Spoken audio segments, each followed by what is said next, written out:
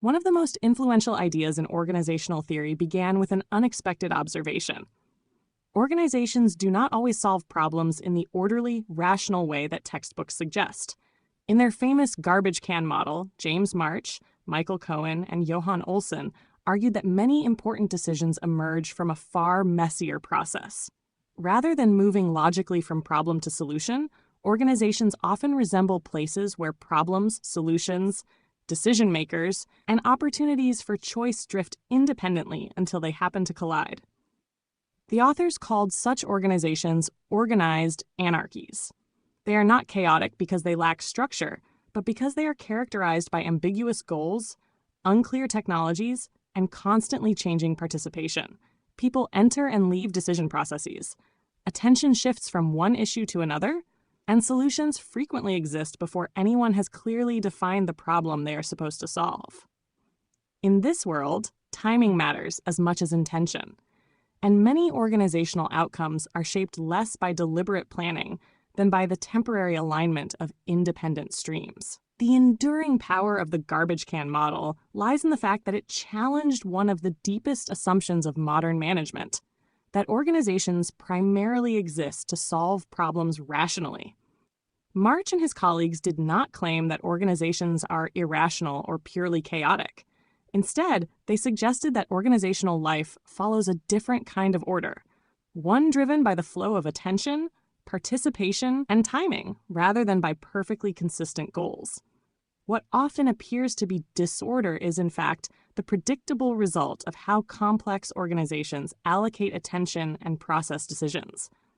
Although the original article contained an elegant computer simulation, it was the garbage can metaphor that captured the imagination of generations of scholars. It offered a vivid language for describing something researchers had repeatedly observed but struggled to explain. Organizations are often places where answers search for questions, problems search for decision arenas, and decisions emerge from coincidence as much as from calculation. More than 50 years later, the metaphor remains one of the defining images of organizational theory because it fundamentally changed how we think about decision-making under ambiguity.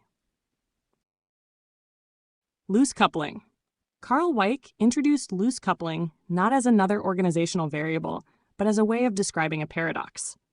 Organizations are often portrayed as rational systems whose parts are coordinated through authority, plans, rules, and goals. Yet everyday organizational life rarely follows this image. People act autonomously. Local circumstances shape decisions. Unexpected events constantly interrupt formal procedures, and still the organization somehow continues to function as a recognizable whole. Loose coupling captures this seemingly contradictory condition. Organizational elements remain connected and responsive to one another, yet they simultaneously preserve their own identity, discretion, and independence. This duality is what makes the concept difficult. Loose coupling is not simply weak coordination, nor is it organizational disorder. If organizational elements were completely independent, there would be no organization at all.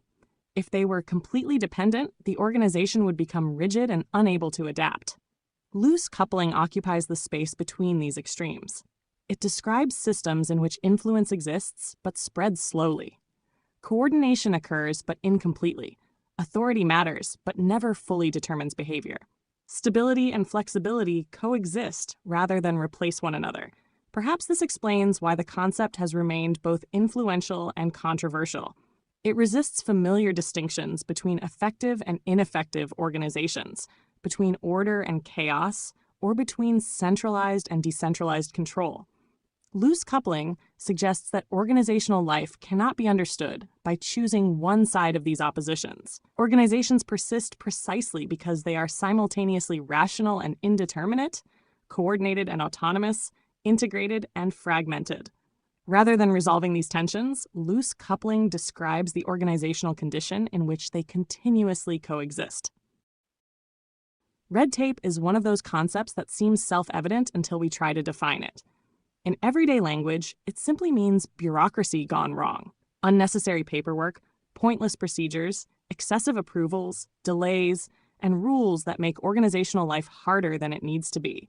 Yet organizational research has struggled to turn this intuitive idea into a precise theoretical concept.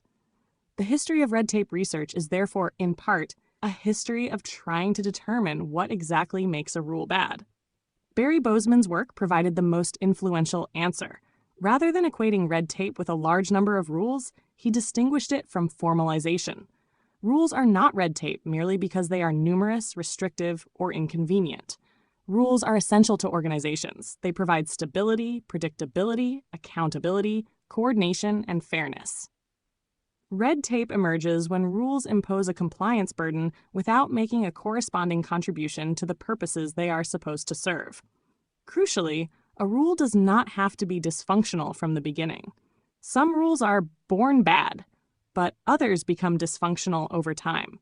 A rule that once served a useful purpose may survive after its original rationale has disappeared. Its formal content may remain while its practical meaning changes. New rules may accumulate on top of old ones until the entire system becomes excessively burdensome. In this sense, red tape is not simply an excess of rules. It is a pathology of rules that have lost or failed to achieve their functional purpose. Yet this definition raises another problem. Functional for whom? The same rule can protect one stakeholder while burdening another. A reporting requirement may be experienced by an employee as pointless paperwork, while providing an auditor with an essential accountability mechanism.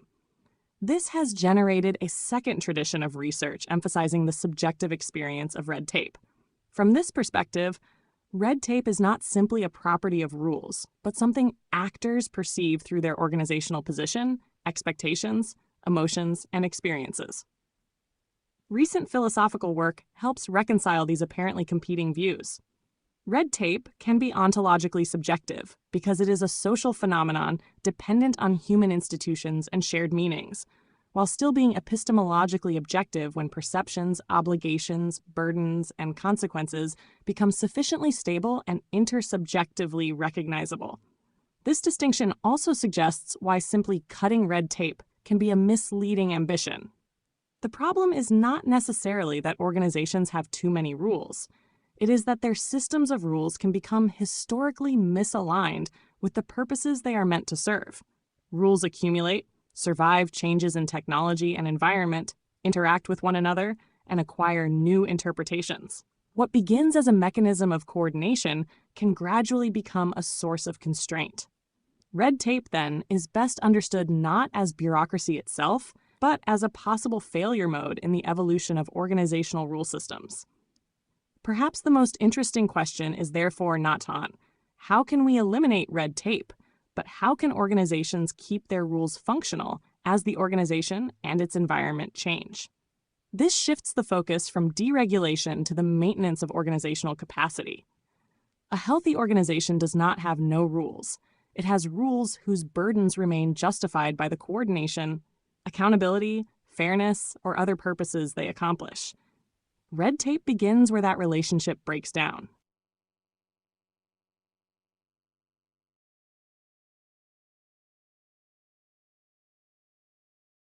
The forgotten idea of organizational structures as signaling thing. The history of organizational theory is often told through its great ideas. Loose coupling, institutional myths, transaction cost, resource dependence, population ecology, and sense-making have all become intellectual landmarks. Yet some ideas, despite their originality and promise, quietly disappeared from the mainstream literature. Marshall W. Meyer's 1979 article, Organizational Structure as Signaling, is one such example. Reading the article today is a surprisingly modern experience. Meyer addressed one of the central puzzles of organizational theory in the late 1970s, the growing divide between rational models of organization and emerging perspectives portraying organizations as symbolic, loosely coupled, or even chaotic. Rather than choosing one side, Meyer proposed an elegant synthesis. Organizations, he argued, do not change their structures solely to improve coordination or control. Structural change itself may serve as a signal. This seemingly simple proposition has profound implications. Organizational structures are not merely channels through which information flows. They may themselves constitute information. A new department, a reorganization, the appointment of a vice president, or the creation of an office for affirmative action communicates intentions that would be far less credible if expressed only through formal announcements. In Meyer's memorable formulation, the structure becomes the message. The idea drew inspiration from Michael Spence's emerging theory of signaling in economics, but translated it into the language of organizations.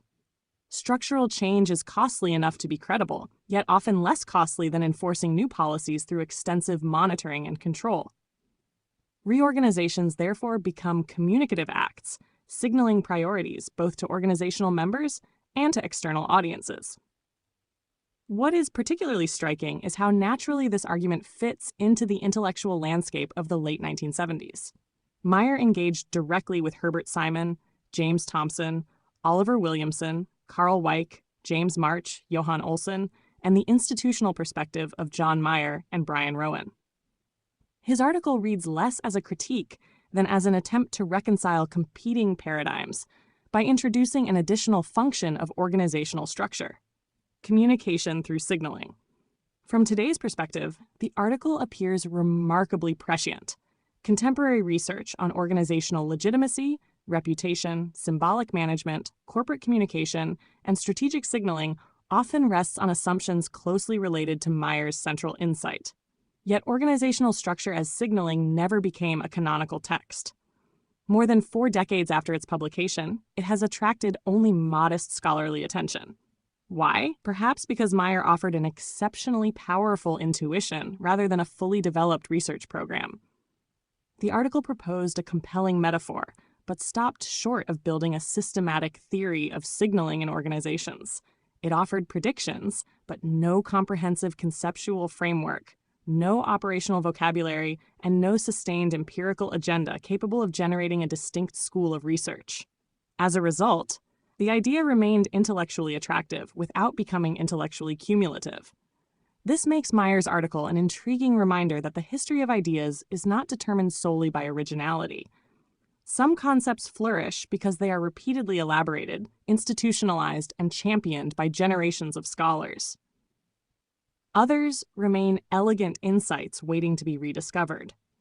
Marshall W. Meyer's signaling perspective deserves such rediscovery. At a time when organizations increasingly manage impressions, legitimacy, and stakeholder expectations through visible structural changes, his central argument appears more relevant than ever.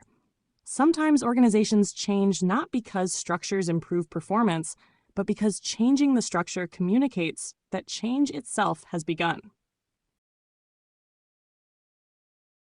Stabstaber's School as Organization, an intellectual quest to explain an unusual institution. The study of schools as organizations emerged from a simple but surprisingly difficult observation. Schools resemble organizations in many respects, yet they rarely behave as organizational theory would predict. While mainstream organizational research sought general principles applicable to all organizations, scholars of education increasingly argued that schools constituted a special case whose internal dynamics required a different conceptual vocabulary. One of the earliest and most influential voices in this direction was Charles Bidwell. Rather than asking how schools fit existing organizational theories, he asked whether existing theories could adequately describe schools at all. The defining characteristic of schools, he argued, lies in the peculiar relationship between teachers and students. Teaching requires maintaining authority over individuals who often have little intrinsic motivation to pursue the tasks assigned to them. The classroom, therefore, embodies a permanent tension between educational standards and student engagement. In Bidwell's memorable formulation decades later, teaching becomes an endless effort to reconcile what cannot truly be reconciled. The central activity of the organization is built upon a relationship that is, to some degree, inherently antagonistic. Once this paradox was recognized, a broader theoretical question emerged. If the core activity of schools is so difficult to coordinate and control, what holds schools together? Why do they display remarkable continuity despite weak supervision over teaching, uncertain technologies of instruction, and limited agreement about educational goals? This question gradually became the organizing problem of the field. Rather than producing one dominant theory, It encouraged researchers to borrow concepts from across organizational studies, each illuminating a different aspect of educational organizations. John Meyer approached the puzzle by arguing that schools persist not because teaching is tightly coordinated internally, but because educational activity is coordinated socially rather than organizationally. Classrooms remain largely insulated from direct managerial control. Teachers enjoy considerable autonomy, and effective technologies of instruction are often uncertain. Yet schools appear remarkably stable because society provides shared understandings of what schools, teachers, students, and curricula are supposed to be. Organizational stability is therefore generated less by internal control than by institutionalized meanings embedded in the surrounding social environment. Karl Weick translated this observation into the language of organizational structure through the metaphor of loose coupling. Schools were not chaotic. Rather, their components remained only partially connected. Administrators, teachers, classrooms, curricula, and instructional outcomes influenced one another without becoming tightly integrated. Loose coupling explained how schools could simultaneously exhibit stability and flexibility, preserving institutional continuity while allowing substantial local variation in classroom practice. At approximately the same time, James March and his collaborators offered a different, though related, perspective. Educational organizations became the classic example of organized anarchies, settings characterized by ambiguous goals, unclear technologies, and fluid participation. Decisions often resembled the famous garbage can process, where problems, solutions, participants, and opportunities happen to intersect rather than following orderly sequences of rational planning. These ideas challenge the assumption that organizational action necessarily reflected coherent intentions or carefully designed decision processes. Although these theories differed substantially in their assumptions and intellectual origins, educational research increasingly adopted them as complementary rather than competing perspectives. Schools appeared simultaneously bureaucratic and decentralized, institutionalized yet loosely coordinated, politically contested yet socially integrated, orderly in appearance yet often anarchic in practice. Rather than choosing among these descriptions, scholars frequently combine them into a shared conceptual language for describing the peculiar organizational character of schooling.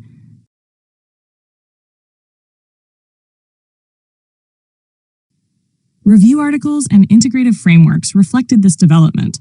Educational organizations were portrayed as possessing multiple organizational faces, rational systems pursuing educational goals, political arenas negotiating competing interests, social communities sustained by trust and shared norms, and organized anarchies characterized by ambiguity and improvisation.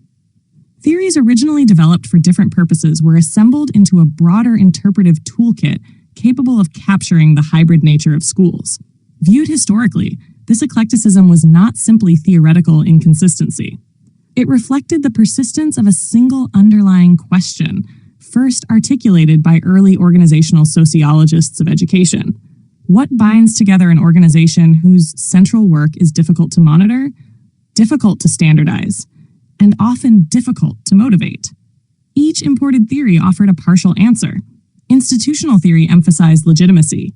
Loose coupling explained decentralized coordination. Organized anarchy highlighted ambiguity in decision-making. Political perspectives stressed negotiation and conflict. Social system approaches emphasized trust and shared culture. The history of organizational research on schools can therefore be understood not as a succession of competing paradigms, but as an ongoing search for the forces that hold together one of the most unusual organizational forms in modern society. The remarkable achievement of this literature is that it transformed what initially appeared to be organizational weaknesses, ambiguity, decentralization, autonomy, and uncertain technologies, into defining characteristics requiring explanation rather than anomalies to be ignored. In doing so, it established the school not merely as another organization, but as one of organizational theory's most revealing empirical laboratories. The Forgotten Research Program: How Management Ideas Travel. Why do some management ideas become global phenomena while others disappear almost unnoticed? This question has fascinated organizational scholars for decades. Classical diffusion theory, particularly the work of Everett Rogers, explains how innovations spread among potential adopters. Yet management ideas often behave differently from technological innovations. Their success frequently depends not only on their technical merits, but also on how they are communicated, interpreted, and legitimized. During the 1990s, management fashion theory shifted attention from innovation itself to the social processes that create popularity. Eric Abrahamson argued that management concepts often spread because they become fashionable rather than because they are demonstrably superior. Consultants, business schools, publishers, and professional networks collectively create waves of enthusiasm for particular management approaches. An important extension of this perspective came with Mazza and Alvarez's influential 2000 article, Haute Couture and Prêt-à-Porter. Instead of asking how management ideas diffuse, they asked how they become diffusible in the first place. Using the metaphor of high fashion and ready-to-wear clothing, they argued that management concepts undergo a process of transformation before reaching managers. Academic theories are simplified, packaged, personalized, and dramatized by business media until they become accessible and attractive to a broad managerial audience. Business magazines are therefore not passive communication channels, but active producers of management knowledge. This idea inspired a small but intellectually rich research program during the early 2000s. A special issue of Scandinavian Journal of Management explored how journalists, editors, and mass media participate in constructing management discourse. Researchers showed that management concepts compete for media attention according to criteria similar to those governing news production. Novelty, simplicity, conflict, and compelling stories often matter as much as scientific validity. Subsequent studies broadened this perspective in several directions.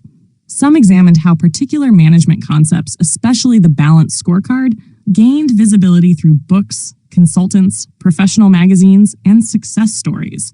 Others investigated the role of editors and professional journals as gatekeepers deciding which ideas receive attention. Another stream explored how managers themselves consume fashionable concepts and incorporate them into their professional identities. Although this research never became a dominant paradigm within organizational theory, it quietly continued through the work of scholars such as Dag Øyvind Madsen, who examined how managers encounter management ideas through conferences, social media, and more recently, podcasts. His research effectively extended the original questions of Mazza and Alvarez into the digital age. Looking back, this body of research appears remarkably prescient. The communication environment that originally consisted of business magazines and professional journals has evolved into a complex ecosystem of social media platforms, digital influencers, online communities, podcasts, recommendation algorithms, and generative artificial intelligence. The intermediaries have changed, but the fundamental question remains the same. Management ideas do not travel on their own. They travel through communication infrastructures. Perhaps this is the most enduring contribution of this overlooked research tradition. It reminds us that before organizations can adopt an idea, someone must first package it, communicate it, legitimize it, and make it visible. Understanding organizational innovation, therefore, requires understanding not only organizations themselves, but also the communication systems through which management knowledge circulates. More than 25 years after Mazza and Alvarez published their seminal article, this insight seems more relevant than ever.